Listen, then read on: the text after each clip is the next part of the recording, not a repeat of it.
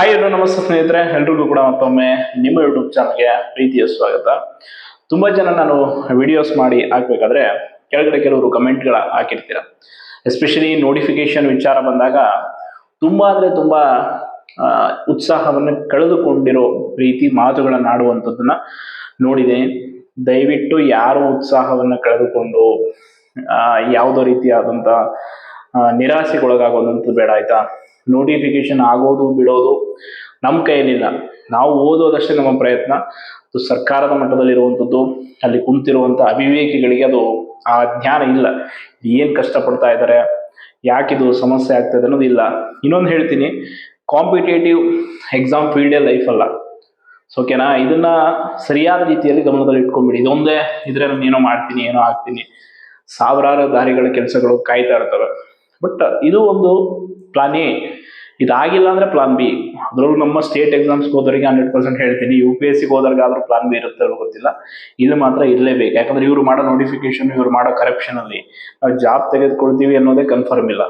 ಇವತ್ತಿಗೂ ನಿಮ್ಗೊಬ್ಬರಿಗೆ ಆಗ್ತಿರೋ ಸಮಸ್ಯೆ ಅಲ್ಲ, ಇಡೀ ರಾಜ್ಯದಲ್ಲಿ ಎಲ್ಲೆಲ್ಲಿ ಮೂಲೆ ಮೂಲೆಗಳು ಕುತ್ಕೊಂಡು ಓದ್ತಾ ಇದಾರಲ್ಲ ಕಾಂಪಿಟೇಟಿವ್ ಎಕ್ಸಾಮ್ಗೆ, ಪ್ರತಿಯೊಬ್ಬ ಆಸ್ಪಿರೆಂಟ್ಗೂ ಈ ಸಮಸ್ಯೆ ಕಾಡ್ತಾ ಇದೆ. ಯಾವಾಗ ನೋಟಿಫಿಕೇಶನ್ ದಿನಕ್ಕೊಂದು 10 ಬರಿ ಆದ್ರೂ ನಮ್ಮ ಸ್ನೇಹಿತರು ಕೆಲವರು ಊರಲ್ಲೆಲ್ಲರೂ ಕಾಲ್ ಮಾಡ್ತಾರೆ. ಅವರೆಲ್ಲ ಏನು ಕಾಯ್ತಿದ್ರು, ನೋಟಿಫಿಕೇಶನ್ ಯಾವಾಗ ಆಗುತ್ತೆ, ನಾವು ಬರೋಣ ಬೆಂಗಳೂರಿಗೋ ಅಥವಾ ಧಾರವಾಡಕ್ಕೋ ಬಂದು ಓದೋಣ ಅಂತ.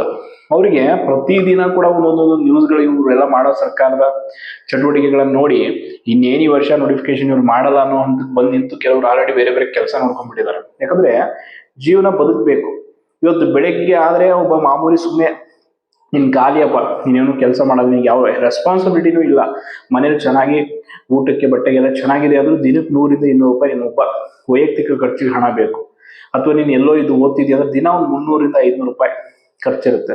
ಪ್ರತಿ ತಿಂಗಳು 10 ರಿಂದ 15 ಸಾವಿರ ಒಬ್ಬ ಹುಡುಗನ ಖರ್ಚು ವೆಚ್ಚಗಳಿರುತ್ತೆ. ಅದನ್ನೆಲ್ಲ ಹೆಂಗ್ ಮೇಂಟೈನ್ ಮಾಡ್ತಾರೆ? ಇನ್ನು ಲೈಬ್ರರಿ ಫೀಸ್ ಬೇರೆ, PGಗಳಿಗೆ ಹಣ ಕಟ್ಟಬೇಕು. ಇಲ್ಲಿ ಬೆಂಗಳೂರಿನಂತ ಸಿಟಿಗಳಲ್ಲಿದ್ರೆ ಪ್ರತಿಯೊಂದಕ್ಕೂ ಹಣ. ನೀನು ಎಲ್ಲಾರು ಹೊರಗಡೆ ಹೋಗಿ ಮೂತ್ರ ವಿಸರ್ಜನೆ ಮಾಡ್ತೀನಿ ಅಂದ್ರೆ ಅದು 2 ರೂಪಾಯಿ ಕೊಡ್ಬೇಕು, ಭೇಟಿಯಾಗಿ ನಿನಗೆ ಅವ್ರು ಬಿಡಲ್ಲ, ಅಂತ ಪರಿಸ್ಥಿತಿ ಇದೆ ಇಲ್ಲಿ ಬೆಂಗಳೂರಲ್ಲಿ. ಸೊ ಇಂಥದ್ರಲ್ಲಿ ಇಲ್ಲಿ ಇದ್ಕೊಂಡು ದಿನನಿತ್ಯ ಪ್ರಿಪರೇಷನ್ ಮಾಡ್ಕೊಂಡು ನೋಟಿಫಿಕೇಶನ್ ಆಗುತ್ತೆ ಅಂತ ಕಾಯ್ತಾರೋರಿಗೆ ಆಲ್ರೆಡಿ ಊರು ಬಿಟ್ಬಿಟ್ಟಿದ್ದಾರೆ. ನಾನು ಒಂದು ಚಂದ್ರಲ್ಲಿ ಹೊಡೆದ ಒಂದು ಗ್ರೂಪ್ ಇದೆ. ಸೊ ಅದ್ರಲ್ಲಿ ಏನು ಅಂದ್ರೆ ಟೆಲಿಗ್ರಾಮ್ ಗ್ರೂಪ್ ಅಲ್ಲಿ ಯಾರಿಗಾದ್ರೂ ರೂಮ್ ಬೇಕಿದ್ರೆ, ಏನಾದ್ರು ಬೇಕಿದ್ರೆ ಮಾಹಿತಿ ಆಗ್ತಿರ್ತಾರೆ. ಸೊ ಅದ್ರಲ್ಲಿ ನಾನು ನೋಡಿದೆ ಇವತ್ತು ಬೆಳಿಗ್ಗೆ ಯಾರೋ ಒಂದು ಟೇಬಲ್ಲು, ಸ್ಟಡಿ ಟೇಬಲ್ಲು ಮತ್ತೆ ಸ್ಟಡಿ ಬುಕ್ಸ್ ರ್ಯಾಕ್ ಇದೆಲ್ಲ ಹಾಕಿದ್ರು. ಯಾರಾದ್ರು ತಗೊಳ್ಳೋರಿದ್ರೆ ಸೇಲಿಗೆ ಅಂತ. ಯಾಕಂದ್ರೆ ಹಾಗಿದೆ ಪರಿಸ್ಥಿತಿ. ಎಷ್ಟು ದಿನ ಅಂತ ಕೂತ್ಕೊಂಡು ರೂಮ್ ಮಾಡ್ಕೊಂಡು ಓದಕ್ಕಾಗತ್ತೆ? ಅಟ್ಲೀಸ್ಟ್ ಸದ್ಯಕ್ಕೆ ಈಗ 2-3 ತಿಂಗಳೆಲ್ಲ ಊರಲ್ಲಿದ್ರೆ ಅಟ್ಲೀಸ್ಟ್ ಈ ದುಡ್ಡಾದ್ರೂ ಉಳಿಯುತ್ತೆ PG ಕಟ್ಟೋದು ಅನ್ನೋ ಮನಸ್ಥಿತಿ. ಇಲ್ಲಿ ಒಂದು 6,000 ಕಟ್ಟೋದನ್ನ ಮನೇಲಿ 6,000 ತಂದೆ ತಾಯಿ ಉಳಿಸ್ಕೊಳ್ತಾರೆ. ಅಂದ್ರೆ ಈಗ ಊರ್ ಕಡೆನೂ ತುಂಬಾ ಪರಿಸ್ಥಿತಿ ಬಿಗಡಾಯಿಸಿದೆ. ನಾನು ಕೂಡ ದಿನನಿತ್ಯ ಕೇಳ್ತಾ ಇರ್ತೀನಿ ಈ ವಿಷಯ. ಈಗ ನಮ್ಮೂರು ರಾಯಚೂರು ಜಿಲ್ಲೆ, ಅಲ್ಲೆಲ್ಲ ದಿನನಿತ್ಯ ಮಳೆ ಆಗ್ತಾ ಇದೆ. ಮಳೆಯಿಂದ ಹೆಂಗಂದ್ರೆ ಈಗ ಬೆಳೆಗಳಿಗೆ ಎಷ್ಟು ಬೇಕೋ ಸಫಿಷಿಯಂಟ್ ಮಳೆ ಆದ್ರೆ ಏನೋ ಒಂದು ಓಕೆ. ದಿನನಿತ್ಯ ಮಳೆ ಆಗ್ತಾ ಹೋದ್ರೆ ಬೆಳೆಗಳು ಇರಲ್ಲ, ಕೊಳತು ಹೋಗ್ಬಿಡುತ್ತೆ. ಈಗ ಹತ್ತಿ ನಮ್ ಕಡೆ ನಾರ್ಮಲ್ ಆಗಿ ಬೆಳೆಯುವಂಥದ್ದು ಹತ್ತಿ, ಮೆಣಸಿನಕಾಯಿ, ಇಂಥ ಜೋಳ ಈ ಬೆಳೆಗಳಿಗೆ ಏನಾಗ್ಬಿಡುತ್ತೆ, ಮಳೆ ಬಂದು ಕಂಪ್ಲೀಟ್ ಆಗಿ ಬೆಳೆ ನಾಶ ಆಗುತ್ತೆ. ಅದು ಒಂದು ಸಮಸ್ಯೆ. ಈಗ ರೈತಾಪಿ ಕುಟುಂಬಗಳಿಗೆ ಈ ಹೊಲದಿಂದ ಬರೋ ಅಷ್ಟೋ ಹಣನೇ ಅವ್ರಿಗೆ ಆಶ್ರಯ. ಲಾಸ್ಟಿಗೆ ಬೆಳೆ ಬಂದಿರುತ್ತೆ, ವರ್ಷ ಆದ್ಮೇಲೆ ಅದನ್ನ ಮಾರಿ ಅವ್ರ ಜೀವನ ಮಾಡ್ತಾರೆ. ಅದೂ ಲಾಸ್ ಆದ್ರೆ ಈ ಕಡೆ ಮಕ್ಕಳ ಭವಿಷ್ಯನಾದ್ರೂ ಉದ್ಧಾರ ಆಗ್ಲಿ ಅಂತ ಬೆಂಗಳೂರು, ಧಾರವಾಡ, ವಿಜಯಪುರ ಎಲ್ಲರೂ ಕಳಿಸಿರ್ತಾರೆ.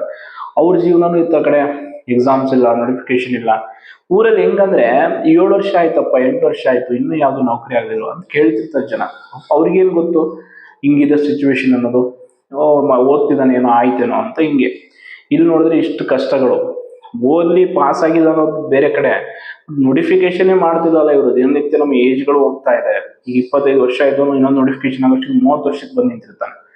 ಏನು ಪರಿಸ್ಥಿತಿ ಅಂತಂದ್ರೆ, ಒಂದನ್ನೇ ನೀವು ಯಾವತ್ತು, ನಾನು ಹೇಳ್ತೀನಲ್ಲ, ನಾನು ಕೂಡ ಅಷ್ಟೇ PUC ಧಾರವಾಡದಲ್ಲಿ ಓದ್ಬೇಕಾದ್ರೆ ನಾನು ಆವಾಗಲೇ ಒಂದು ಸೋರ್ಸ್ ಆಫ್ ಇನ್ಕಮ್ ಅನ್ನ ಮಾಡ್ಕೊಂಡಿದ್ದೆ. ಏನೋ ಒಂದು ಕೆಲಸ ಮಾಡ್ಬೇಕು, ಯಾವ ಸಿಗುತ್ತೋ ಆ ಕೆಲ್ಸಕ್ಕೆ ಹೋಗಿ ಏನೋ ಇಷ್ಟು ಸಂಪಾದನೆ ಮಾಡಿ ಅದನ್ನ ಏನಕ್ಕೋ ಇನ್ವೆಸ್ಟ್ ಮಾಡಿ, ಏನೋ ಮಾಡಿ, ಒಟ್ಟಲ್ಲಿ ಏನೋ ಒಂದು ಪ್ಲಾನ್ ರೂಪಿಸ್ಕೊಳ್ಬೇಕು. ಸುಮ್ಮನೆ ಅಂತೂ ಇರಬಾರ್ದು. ಫಿನಾನ್ಷಿಯಲಿ ನೀವು ಎಷ್ಟು ಇಂಡಿಪೆಂಡೆಂಟ್ ಆಗ್ತೀರಿ ಎಷ್ಟು ಬೇಗ, ಅಷ್ಟು ನಿಮ್ಗೆ ಮೆಂಟಲಿ ಪ್ರೆಷರ್ ತಪ್ಪುತ್ತೆ. ನೀವು ಓದಿ ಏನೇ ಮಾಡಿ ದಯವಿಟ್ಟು ಏನಾದ್ರೂ ಏನ್ ಸ್ಕಿಲ್ ಇದೆಯೋ ನಿಮ್ಮ ಹತ್ರ ಅದನ್ನ ಡೆವಲಪ್ ಮಾಡ್ಕೊಳ್ಳಿ. ಇದು ಮಾಡ್ಬೇಕಾಗಿರೋ ಕೆಲಸ. ನಿಮ್ದೊಂದು ಹಾಬೀಸ್ ಇರಲಿ, ಏನಾದ್ರೂ ಒಂದು ನಿಮ್ಮ ಜೀವನದಲ್ಲಿ ಯಾವತ್ತೂ ಕೂಡ ಜಿಗುಪ್ಸೆ ಬರಬಾರ್ದು, ಬೇಜಾರಾಗಬಾರ್ದು ಅಂದ್ರೆ ಏನಾದ್ರು ಒಂದು ಹಾಬೀಸ್ ಇರಲಿ, ಏನಾದ್ರು ಒಂದು ಮಾಡಿ. ಬೇರೆಯವ್ರ ಬಗ್ಗೆ ಎಲ್ಲ ತಲೆ ಕೆಡಿಸ್ಕೊಂಡು ಕೂತ್ಕೊಳ್ಳೋಕೆ ಅವ್ರು ಹಿಂಗಂತಾರೆ ಇವ್ರು ಹಿಂಗೆ ಮಾತಾಡ್ತಾರೆ. ನನಗೂ 1000 ಜನ 1000 ಮಾತಾಡ್ತಾರೆ ದಿನಕ್ಕೆ. ಇವಾಗ ನಾನು ವಿಡಿಯೋ ಮಾಡಿ ಹಾಕಿರ್ತೀನಿ, ಕೆಳಗಡೆ ಒಂದು ಪಾಪ ಅದನ್ನ ಒಳ್ಳೇದು ಹೇಳೋರು ಇರ್ತಾರೆ, ಕೆಟ್ಟದ್ದು ಹೇಳೋರು ಬರ್ತಾರೆ. ನೀನೇನೋ ಬರೀ ವಿಡಿಯೋ ಮಾಡ್ತೀಯ, ಹೊರಗಡೆ ಬಂದು ಅದ್ ಮಾಡೋ ಇದು ಮಾಡೋ, ಹಂಗೆಲ್ಲ ಅವ್ರಿಗೆ ಮಾತುಗಳಿಗೆ ನಾವು ಇನ್ಫ್ಲೂಯೆನ್ಸ್ ಆಗಲ್ಲ. ನಮಗೆ ಏನು ಅನ್ನ ಆಗ್ತಾ ಇರುತ್ತೋ, ನಮಗೆ ಏನು ಹೆಲ್ಪ್ ಮಾಡ್ತಾ ಇರುತ್ತೋ, ನಮ್ಗೆ ಯಾರು ಸಹಾಯ ಮಾಡ್ತಾ ಇರ್ತಾರೋ ಅವ್ರನ್ನ ನಾವು ಎಂಥವ್ರೇ ಆಗಲಿ ಅವ್ರಿಗೆ ಗೌರವ ಕೊಡಬೇಕು, ಗೌರವದಿಂದ ಕಾಣಬೇಕು. ಆಯ್ತಾ? ಅದನ್ನ ಯಾವತ್ತೂ ನೀವು ಕೀಳಾಗಿ ನೋಡಕ್ ಹೋಗ್ಬಾರ್ದು. ಏನಾದ್ರೂ ಒಂದು ಕಲೆಯನ್ನ ನಮ್ಮಲ್ಲಿ ಇಟ್ಟೇ ಇರ್ತಾನೆ ದೇವ್ರು, ಅದನ್ನ ನಾವು ಗುರುತಿಸ್ಕೊಂಡು ಅದ್ರ ಕಡೆ ಗಮನ ಹರಿಸ್ಬೇಕು. ನಾವು ಕೆಲವೊಂದ್ ಕಡೆ ಹೆಂಗಾಗ್ಬಿಡುತ್ತೆ ಅಂದ್ರೆ ಅದು ನಮ್ ದಾರಿ ಆಗಿರಲ್ಲ, ಆದ್ರೂ ನಾವು ಯಾರ್ದೋ ಮಾತುಗೋಸ್ಕರ ಆ ದಾರಿಗೆ ಹೋಗಿರ್ತೀವಿ. ಅದಾದ್ಮೇಲೆ ಮತ್ತೆ ನಮ್ಮ ನೈಜ ದಾರಿ ಏನು ಅಂತ ದೇವ್ರು ನಮ್ಗೆ ಉಳಿಸ್ಕೊಡ್ತಾನೆ, ಮತ್ತೆ ಅದ್ರಲ್ಲಿ ಬರ್ತೀವಿ ನಾವು. ಹಂಗೆ ನೀವು ಓದಿರೋ ಶಿಕ್ಷಣಕ್ಕೆ, ಪಡೆದಿರೋ ಜ್ಞಾನಕ್ಕೆ ಒಂದಲ್ಲ ಒಂದು ದಾರಿ ಇರುತ್ತೆ, ಅದನ್ನ ಮಾಡ್ಕೊಳ್ಳಿ. ಅದು ಹೆಣ್ಮಕ್ಳಾದ್ರೂ ಸರಿ, ಗಂಡು ಮಕ್ಳು, ನಮ್ಮ ಮನೇಲಿ ತಂಗಿರಿದ್ದಾರೆ, ನಾನು ಪ್ರತಿಯೊಬ್ಬರಿಗೂ ಹೇಳೋದೇ ಅಷ್ಟೇ, ಫೋರ್ಸ್ಫುಲಿ ನೀವು ಅದನ್ನ ಮಾಡಿ ಇದನ್ನ ಮಾಡಿ ಅಂತ ತಂದೆ ತಾಯಿ ಕೂಡ ಯಾವತ್ತೂ ಮಕ್ಕಳಿಗೆ ಒತ್ತಾಯ ಮಾಡಬಾರ್ದು. ಅವ್ರಿಗೆ ಏನು ಇಷ್ಟ ಅನ್ನೋದ್ರ ಮಾಡ್ಲಿ, ಅದ್ರಲ್ಲಿ ಅವ್ರು ಬೆಳೀಲಿ. ಅದಾಗಿಲ್ಲ ಅಂದಾಗ ಬೇರೆ ಏನಾದ್ರು ಮಾಡ್ಬೋದು ಹೊರತು ಫಸ್ಟ್ ಪ್ರಯತ್ನ ಅಂತೂ ಮಾಡ್ಬೇಕು. ಹಂಗೆ ಈಗ ನೋಟಿಫಿಕೇಶನ್ ಆಗ್ತಿಲ್ಲ, ಸರ್ಕಾರಕ್ಕೆ ದಿನ ನಾವು ಬೈತೀವಿ ಕುತ್ಕೊಂಡು, ನಿಮ್ಮ ಕೈಯಲ್ಲಿ ಏನಿಲ್ಲ. ಈಗ ಓಟ್ ಹಾಕಿ ಗೆಲ್ಲಿಸಿ ಸರ್ಕಾರವನ್ನು ಆಡಳಿತ ತಂದಾಗಿದೆ. ಈಗ ನಾವು ಒಂದೇ ರಾತ್ರಿ ನೇಪಾಳ ತರ ಹೋಗಿ ಮಾಡ್ತಿದ್ರು, ಇಲ್ಲಿ ನಮ್ಮ ದೇಶದಲ್ಲಿ, ನಮ್ಮ ರಾಜ್ಯದಲ್ಲಿ ನಡೆಯಲ್ಲ ಅದು.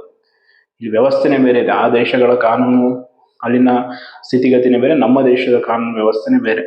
ಸೊ ಹಂಗಾಗಿ ಯಾರು ನಿರಾಶೆಗೊಳಗಾಗಬೇಡಿ. ನಿರಾಶೆಗೊಳಗಾಗದಾಗ ಒಂದಿಷ್ಟು ಒಳ್ಳೊಳ್ಳೆ ಪುಸ್ತಕಗಳು ತಗೊಳ್ಳಿ.